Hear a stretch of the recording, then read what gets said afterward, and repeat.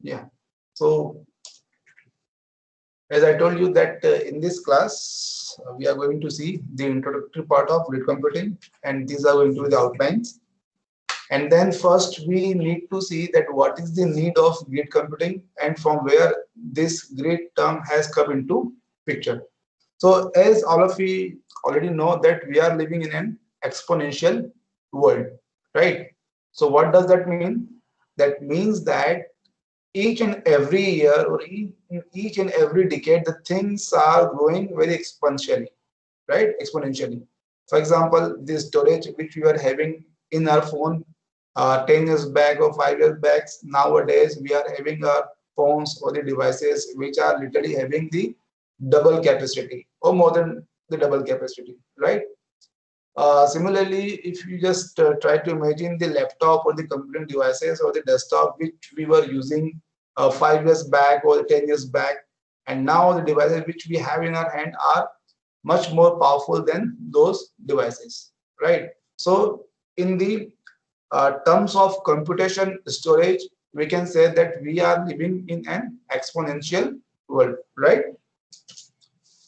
So if we talk about the storage density, then the storage density is going doubles every year, and we can observe the dramatic growth in online data as well.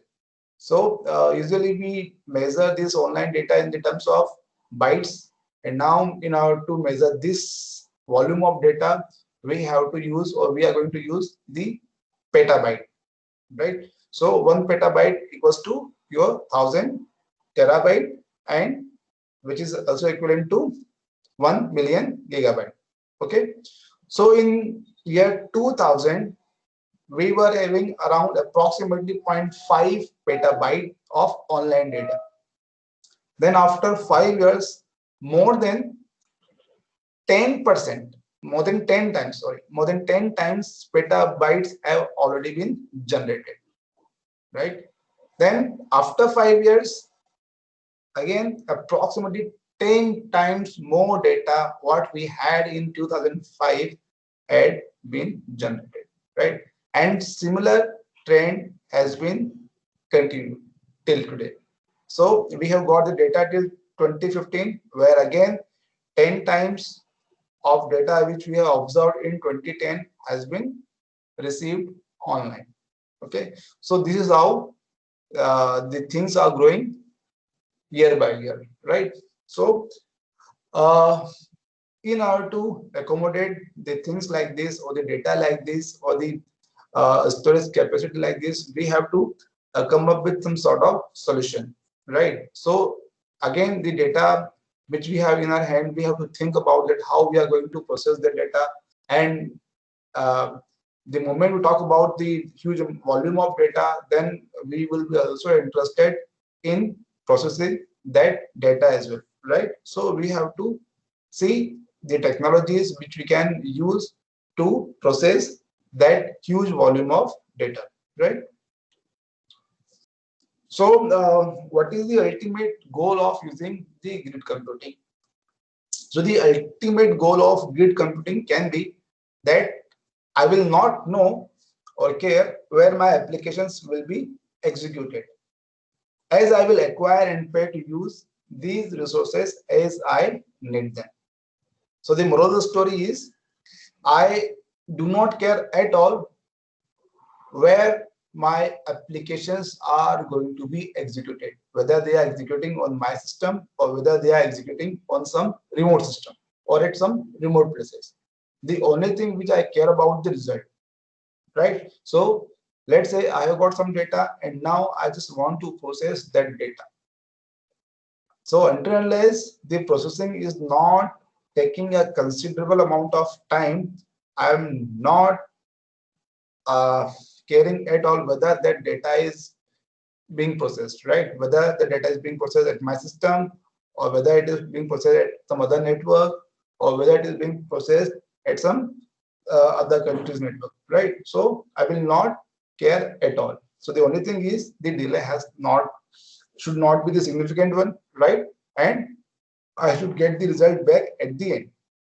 Fine. And what can be done that I'll be readily willing to pay for the resources which I am using in order to process that data, and of course when I need them. So this has to be the ultimate goal, or this is the ultimate goal behind the grid computing technology. Fine. Now let us see what is grid and why we need grid. So one can define grid as large scale science and engineering are done through the interaction of people, heterogeneous computing resources, information systems, and instruments, all of which are geographically and organizationally dispersed. Okay, so this is a typical definition of a grid. So here we have talked about the application, because these are very computational intensive applications. Okay, so typically those includes large scale science and engineering applications. We'll see some of them, some of the examples of these as well. So here we have talked about the applications, or where a large amount of computing will be required, a large amount of network will be required. Okay, various peoples will be involved, various organizations will be involved.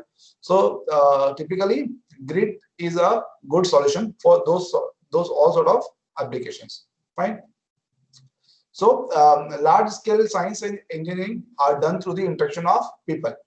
So here we talked about the applications, and here are the components which will be forming a network, or which will be forming a resource pool in order to serve to these applications. So the resource pool may include people, various types of computing resources, information systems, and instruments. Since we are talking about the science and engineering applications, so those may include some instruments as well. Okay, and having said that, they may not present at the same place, and that means all of which are geographically and organizationally dispersed. Fine. So the same thing we have discussed in distributed computing as well. So your grid computing is nothing but a new terminology of your distributed system. Okay.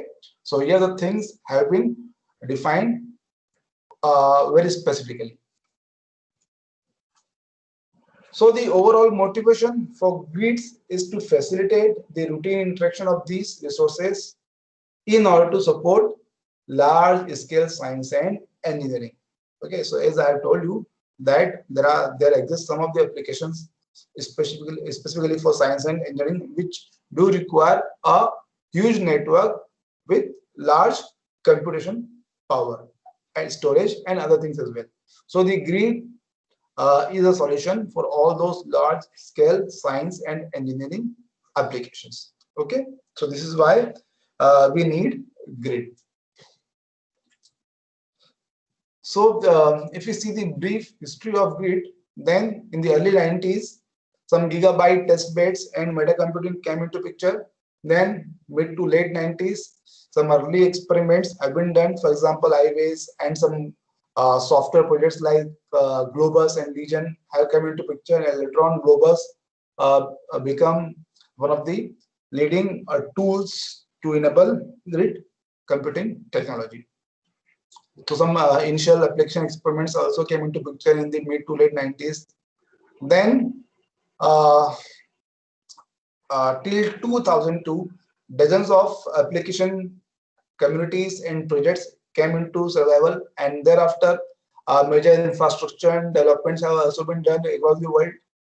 And we had one significant technology base which we call as the Globus toolkit, which came as a result of this project only. Okay, now then the after having these significant advances, industry also became very interested in using this grid technology. Okay, so there has been a growing interest of industries around this time, and by this time one grid forum has also been established which included around 500 people, and those were spread around more than 20 countries. So this was a brief history regarding your grid computing. Now, let us see some of the science and engineering examples where the grid is being used on a very large scale. So the one such example is CERN's Large Hadron Collider. So in this particular project, around 1800 physicists are included, and that include around, or that collaboration was formed in between or among 150 institutes, and that was spread across 32 countries. So such a big project is this. So in this project, around 100 petabytes of data by 2010 has been processed, and that includes around 50,000 of CPUs for the processing. So if we talk about this particular application, then Hadron Collider is a very large particle accelerator built to test the prediction of various theories in particle physics that include high energy physics, nuclear physics, and particle physics. Okay, so in this particular project, a Hadron Collider uses underground tunnels to accelerate, store, and collide two particle beams. So experimentation setup has been done, and in order to conduct the experiments, a lot of computational power was required. So then the people thought that it is not possible for a single country or a single organization to create such a big project. So they form a grid. So number of people, number of organizations across the country came together, and they shared their computational power together to verify these particular theories. Okay, so this is one of the live example of grid. So let us see some other data intensive physical sciences applications. For example, as we discussed that the grid can be used in high energy and nuclear physics. For example of CERN, which is acronym for Council European pour la Recherche Nucléaire, which is a French acronym. Gravity wave searches, for example, LIGO, GEO, Virgo. So these are some of the examples for geostationary wave detection as well. Then time-dependent 3D systems, which include simulation and data. Okay, so various types of time-dependent 3D systems are being run through the grid, where one can have the earthquake modeling, aerodynamic design, and fluid designs or fluid modeling. So these are very computational intensive tasks, and it is not possible for one organization or one country to model the things. Okay, so more often various organizations or various countries are involved in order to process these data, or in order to model some of the highly non-linear systems. In astronomy, which is also one of the major field where the very high use of grid computing are being used. Apart from that, in medical data also we are using it, and then in molecular genomics and related disciplines where the gene predictions, human genomes, proteomics, and protein instruction, drug delivery. So these are again some of the other examples where the intensive use of grid computing are being done. Okay, and nowadays virtual population laboratory, and even in the where the spread of disease outbreaks are also being predicted. So in COVID-19, some of the people, some of the organizations have also developed a grid, and where the spread analysis of the disease is also being done. So these are some of the examples, or some of the examples of the applications where the use of grid is being done, right? Now, my question to you guys is, I have explained you what is grid computing, and earlier you have already learned what is a serial computing, right? What is a parallel computing, and now I have taught you about the grid computing. So I would like to ask from all of you, please write a comparative table or tell me the differences between these three, which is serial computation, parallel computation, and grid computation.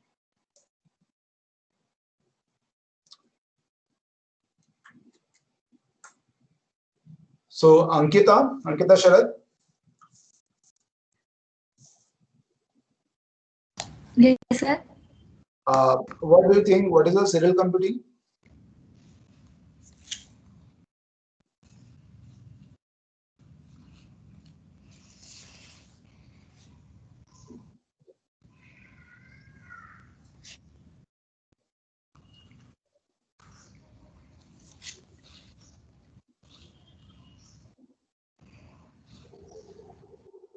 Any idea?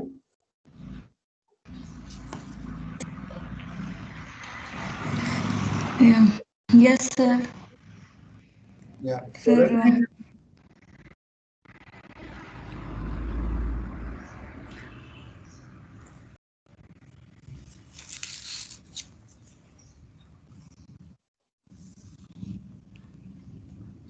Okay, I guess you already know, but you are not able to put it into words. So let me explain. First, we are going to see the serial computation, then we are going to see the parallel computation, and then we are going to see the grid computation.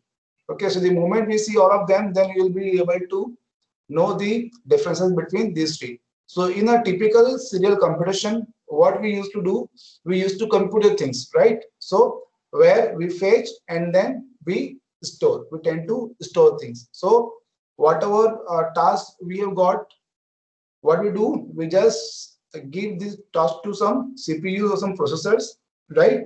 And all the tasks form a queue. So all the things get processed one by one, right? So let's say if we have got a single CPU, a single processor, and we have got 5 number of tasks, so we cannot perform all the tasks simultaneously.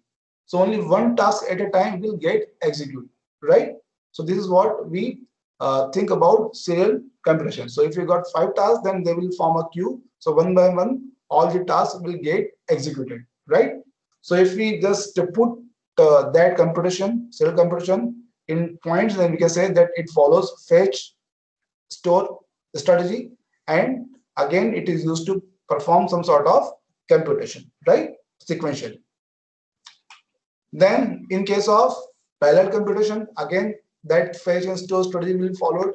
But here, as we may have number of processors together, then in that case we also need to communicate. We need to establish a communication in between number of processors, because here we are assuming that we may have more than one processor.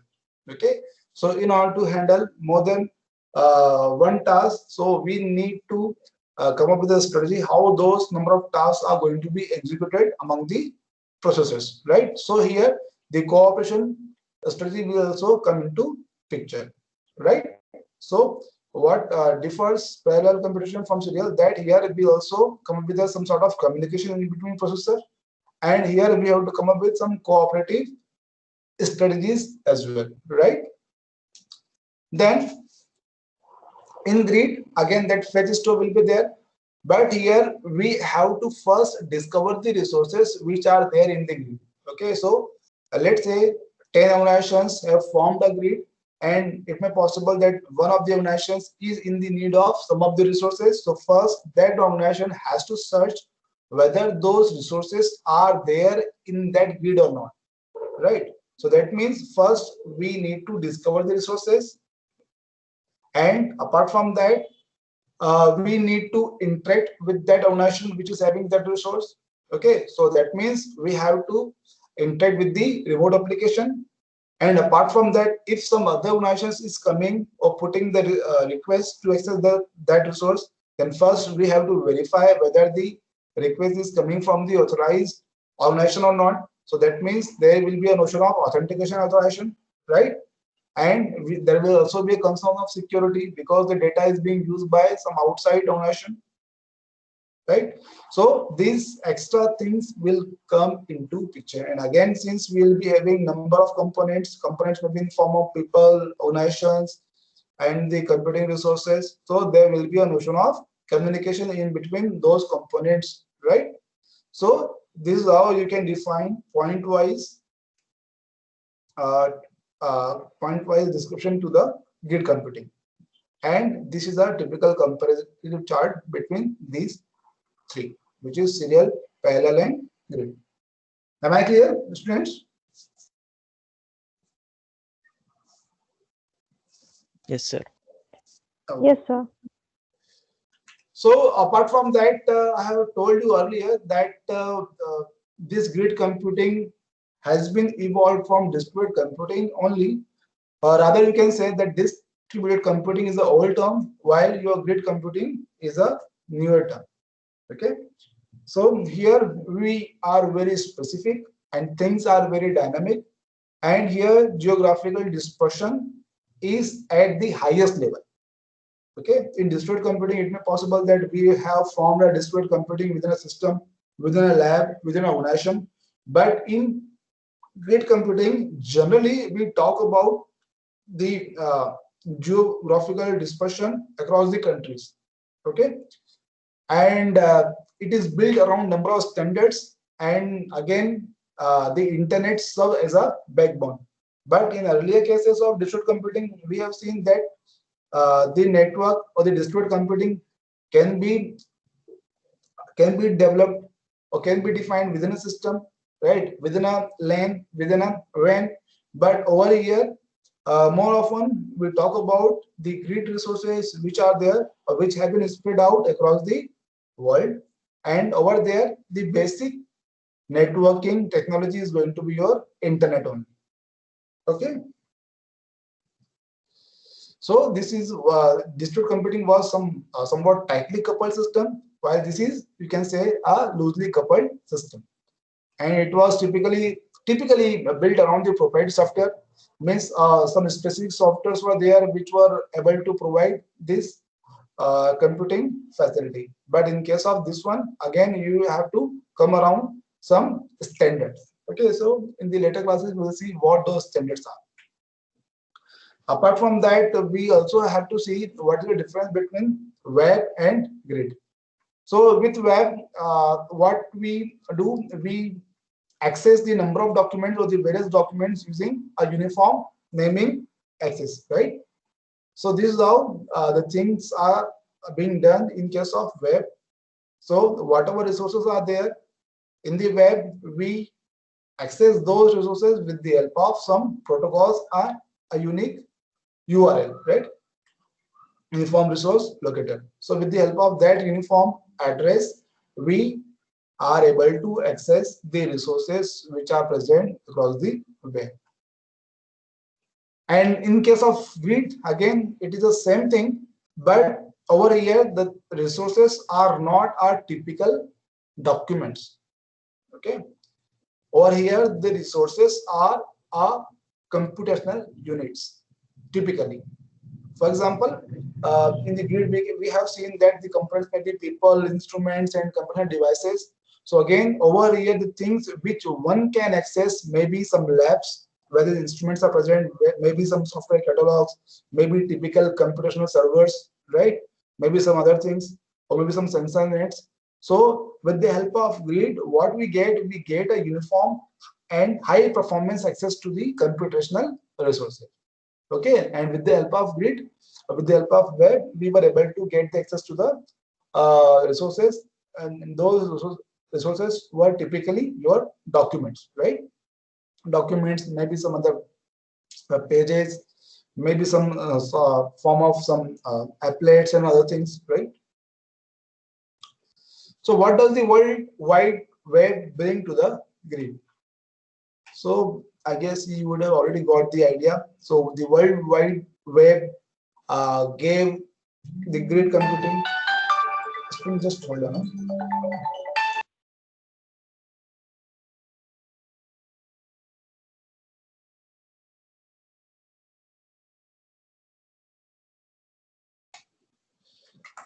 Yeah, so a lot of things World Wide Web has given to the grid computing, and one of them is a uniform naming. So with this, uh, all the information services, all the things are very much accessible with a uniform, you can say the address, uniform and unique address, right? So this is what we have got through World Wide Web.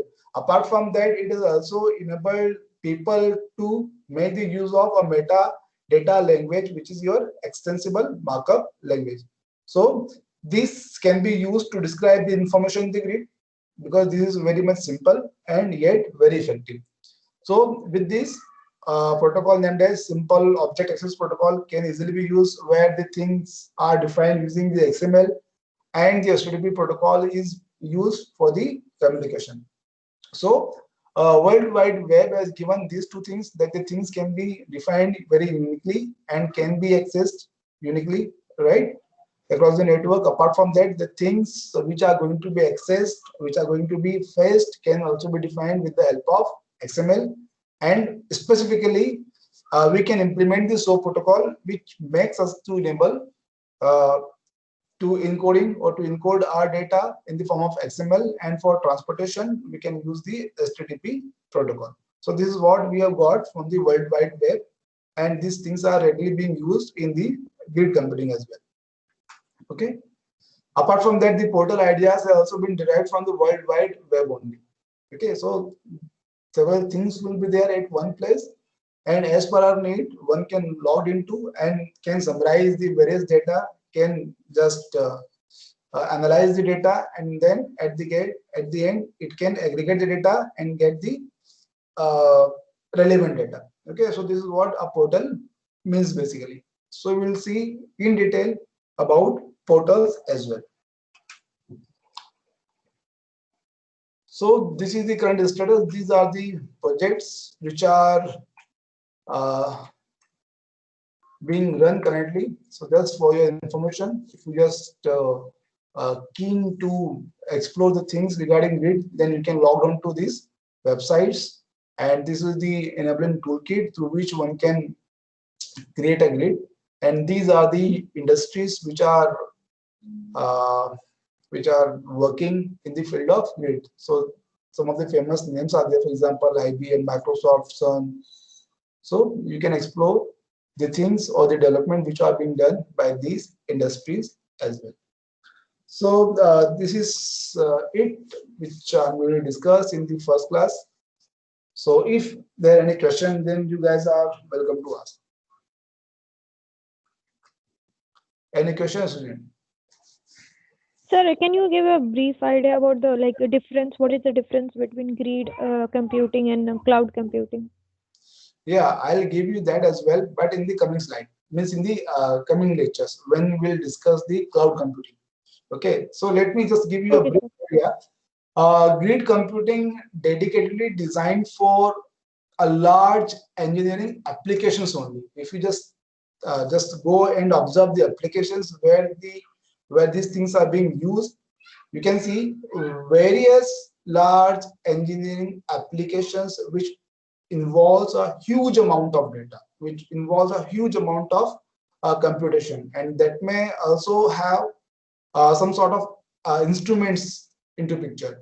And in typical cloud computing, that is more of a business model where the industries are creating a resource pool, and they are offering the resource pool to the various enterprises or the companies, where they can come and can host their requirement and then can create a business model out of it.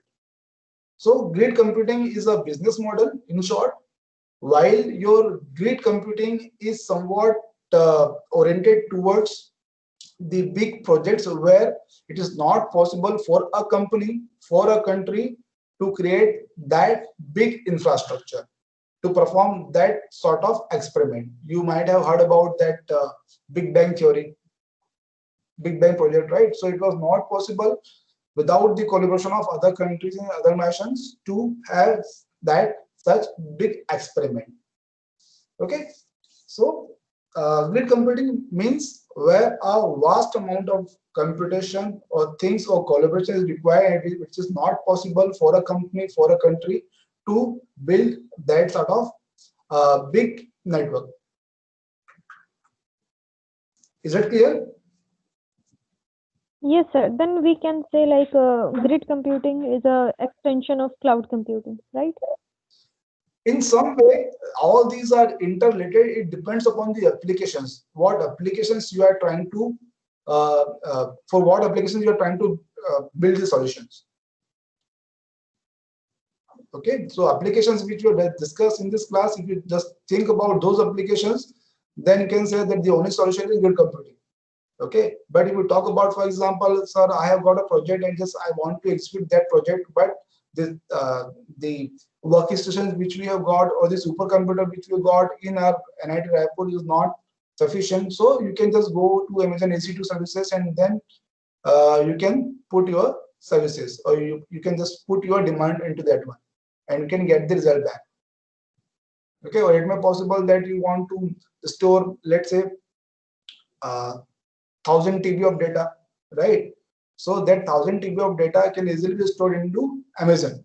But the moment you say that I just want to store 1000 petabytes of data, then even the Amazon will raise their hand that we are not able to store the data.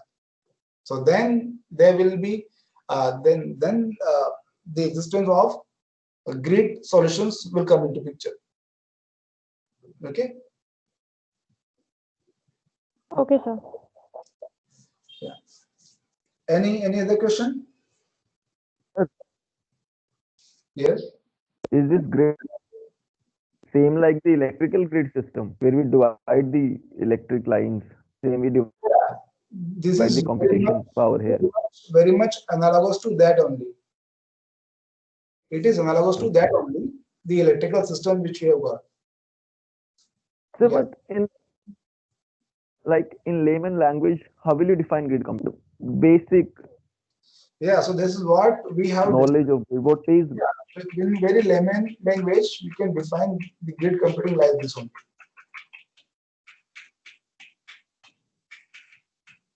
Yeah, this is how. Okay, so you can say that the components are going to be of various types. Okay, so those may include humans, those may include various computing resources, information systems, and instruments. Okay, and especially designed for very large scale science and engineering applications.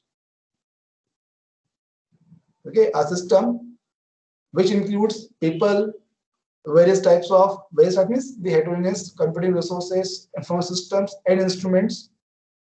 Okay, especially designed to perform a large scale science and engineering applications. Okay, is that clear? This is a layman language only. Yes, sir. Yes, sir. Yeah. So then we can't say that it is almost like cloud computing, because in cloud computing we send all the data to the cloud. See, but here we have different grids. In the earlier classes when we were discussing the distributed computing, I have told you that distributed computing is a superset. All these are subsets. Somewhere or another they are same, but the moment you talk about the applications and or the domain in which you are going to use them, they slightly differ from one another. Okay, so here we are talking about a very large scale science and engineering applications. Over there we are talking about some business models. So in the later part of the syllabus we will come to that as well. So when we are discussing that, then you will be able to differentiate these two. Okay. Okay, sir. Okay, so in cloud computing, you will not find a cloud which will provide you the facility to perform a big bang experiment. No cloud provider will be able to provide you that sort of infrastructure. Did you get my point? Yes, sir. Okay, then what to do? So the thing can be, you can think of, okay, let's say we have got 15 cloud solutions. So if those 15 cloud solutions form a grid, and collectively serve the purpose or collectively process your request, then you can say now this is grid computing. Because alone any cloud provider was not able to serve the purpose or not able to serve your query. Because here the problem is very large into volume. It is not possible for one industry or one country to provide a solution. And when we talk about cloud computing, we can say, okay, Amazon is providing their solution. Okay, Microsoft is providing their solution, right? Okay, let's say some other Salesforce.com or the Google is providing a solution. But in case of grid, you will not heard a single name that the IBM is providing or the Microsoft is providing. They all are collaborating together to form a solution for some scientific applications. Are you getting a point? Yeah, it's like that USA can't alone fight with Taliban. It's all other countries. The same way we need different computational powers. Then we convert into the grid. Then we solve that problem, right? That is what you're saying now. Yes. So this is why I have given you this example. This one. Okay. So you can see that around 32 countries are involved in order to perform this experiment. 32 countries, 150 institutes, and 1800 physicists. It is not possible for a single country to accommodate all these things with them, right? Yes, sir. Yes, sir. Okay, so this is a typical difference between grid and cloud. So you can just think of grid as a grid of various cloud computing solutions. And here they can have people with them. In typical cloud computing, we do not include people's input, right? We do not include typical instruments and all. But here in grid computing, we do include them. Okay, so direct results of, let's say, you have deployed some sensor into the earth to just observe the seismic waves and all. So the moment those data are being recorded, let's say those data are being just sent to the grid. And now that grid, that means the computations which has been networked or which has been spread across the world are collectively processing that data. Get your point? Okay, so this can be done in that. Yes, sir. Okay, any other question?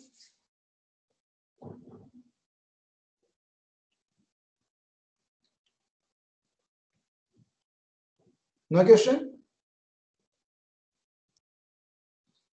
So Okay. like when we go to the grid computation, Mhm. rest of all the algorithm that we use during cloud computing, fog computing, or edge computing, they are not going to work at grid level, right? For grid level, we have different algorithms, different coding. See, for that, first you need to come up with the application. What is the application where you are trying to run your strategies and all, or the algorithms and all? Okay, you have to see the extension of or how big your problem is. Okay, if the problem is let's say scalable to the grid, and if your application allows your algorithm to work.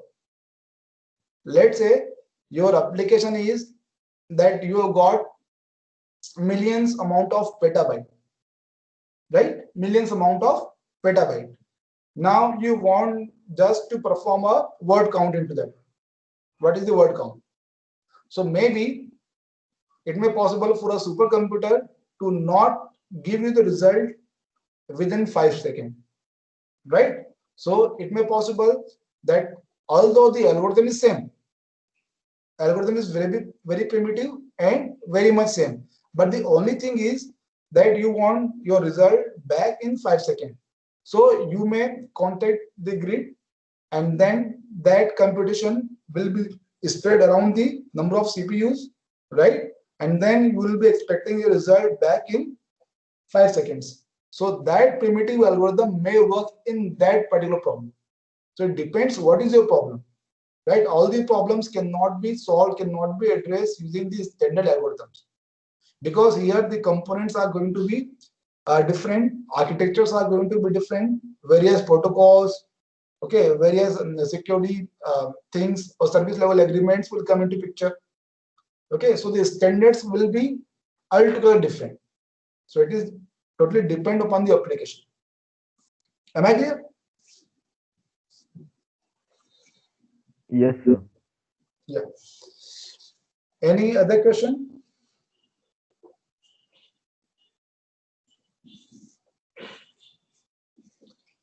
Okay.